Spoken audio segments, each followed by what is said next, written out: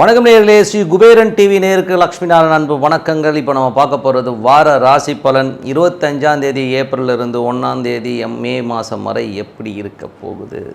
மகர ராசி. ஸோ மகர ராசி வந்து சனி ஆட்சி பலத்தோடு இருக்கும்போது நல்ல ஒரு உங்களுக்குள்ளே வந்து ஒரு கான்ஃபிடன்ஸ் இருக்கும். ஸோ ஆட்சி பலத்தோடு இருக்கும்போது 7 சனி அது இதுன்னு சொன்னாலும் ராசியில் வந்து சனி வந்து ராசி அதிபதியாகவோ ஒரு லக்னாதிபதியும் வந்து என்றைக்குமே ஒரு கெடுதலை செய்வதற்கான வாய்ப்பெல்லாம் கிடையவே கிடையாது. ஸோ அதனால் வந்து ரொம்ப டென்ஷனும் ஸ்ட்ரெஸ் எடுக்க வேண்டாம். பட் சனி வந்து செவ்வாயோட சாரத்தில் போகிறனால வீடுகள், சொத்துக்கள் மற்றும் பெரும் லாபம் சம்மந்தமான விஷயங்கள் ஒரு சின்ன டென்ஷன் இருக்கும். ஸோ தாயாருடைய உடல்நிலை சார்ந்த விஷயங்கள் கொஞ்சம் கவனமாக இருக்கிறது ரொம்ப ரொம்ப நல்லது. மற்றபடி வந்து 2இல் செவ்வாய். ஸோ 2இல் செவ்வாய் வந்து பார்த்திங்கன்னா உங்களுக்கு 5, 10ஆம் அதிபதி வந்து 2இல் இருக்கும்போது குழந்தைகள் நல்ல லாபங்கள், நல்ல வருமானம் வருவதற்கான வாய்ப்புகள் மற்றும் வீடு, சொத்துக்கள் சார்ந்த விஷயங்கள் ஒரு வருமானம் வர்றதுக்கான வாய்ப்புலாம் ரொம்ப சிறப்பாக இருக்குது. தொழிலில் நல்ல ஒரு மென்மையான ஒரு பெரிய லெவலில் முன்னேறுவதற்கான வாய்ப்பும் ரொம்ப சிறப்பாக இருக்கும். 3ஆம் அதிபதி வந்து குரு வந்து ஆட்சி பலத்தோடு இருக்கிறது வந்து பார்த்திங்கன்னா 3, 12ஆம் அதிபதி மற்றும் சுக்கிரன் அங்கே சேர மே 1ஆம் தேதிக்கு மேலே தொழில் ரீதியான விஷயங்கள், புதிய ஒப்பந்தங்கள் மூலியமாக ஒரு பெரும் பணம் வருவதற்கான வாய்ப்புகள், குழந்தைகளால் ஒரு பெரும் பணம் வருவதற்கான வாய்ப்புலாம் ரொம்ப சிறப்பாக இருக்குது. கலைஞர்களுக்கு வந்து பார்த்திங்கன்னா ஒரு மே 1ஆம் தேதிக்கு மேலே ஒரு பெருத்த லாபங்கள் வருவதற்கான வாய்ப்புகள், நல்ல ஒரு பணம் வருவதற்கான வாய்ப்புகள் ரொம்ப சிறப்பாக இருக்குங்க. தாயார் சம்மந்தமான விஷயங்கள் நல்ல விஷயங்கள் தான். ஸோ நல்ல லாபங்கள், நல்ல ஒரு விஷயங்களாக இருக்கும். மே 1ஆம் தேதி கொஞ்சம் சின்ன ஒரு ஸ்ட்ரெஸ்லாம் இருந்தாலும் எல்லாமே சரியாயிடும். மற்றபடி வந்து பார்த்திங்கன்னா வேலை சம்மந்தமான விஷயங்கள் வந்து 6ஆம் அதிபதி 5இல் இருக்கும்பொழுது கொஞ்சம் வேலை பளு ஜாஸ்தி இருக்கும். நிறைய உழைக்கிற மாதிரியான விஷயங்கள், டயர்டாகிற மாதிரி விஷயங்கள் நிறைய இருக்கும். ஸோ கொஞ்சம் பார்த்து நடந்துக்கிறது ரொம்ப ரொம்ப முக்கியங்க. கடன் கேட்ட சில கடன்கள் நீங்கள் அடைக்கிறதுக்கான வாய்ப்பெல்லாம் ரொம்ப நல்லாவே இருக்குங்க. ஸோ 7ஆம் அதிபதி வந்து சனி பார்வை இருக்கும்போது பெரிய திட்டங்கள் இருந்ததுன்னா அந்த திட்டங்களை வெளியில் சொல்லாமல் இருக்கிறது ரொம்ப ரொம்ப நல்லதுங்க.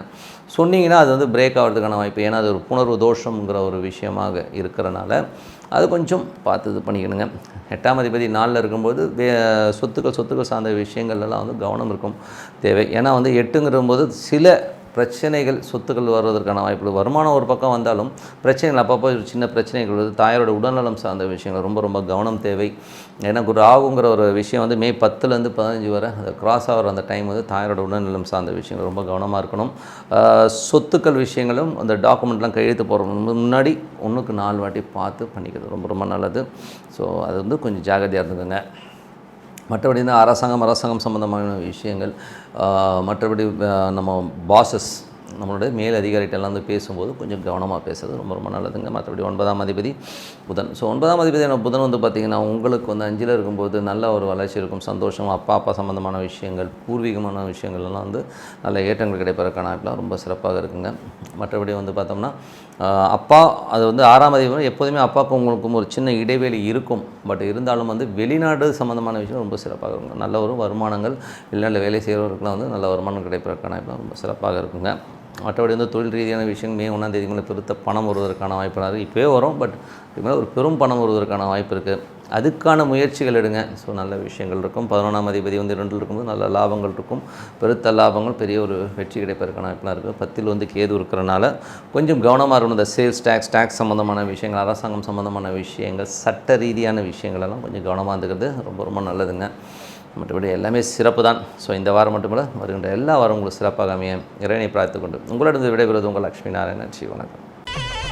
ஸ்ரீ குபேரன் டிவியை பார்த்தமைக்கு நன்றிகள். மேலும் இது போன்ற தகவல்களை தெரிந்து கொள்ள ஸ்ரீ குபேரன் டிவியை சப்ஸ்கிரைப் செய்யுங்கள். மறக்காமல் பெல் ஐக்கானை கிளிக் செய்யுங்கள்.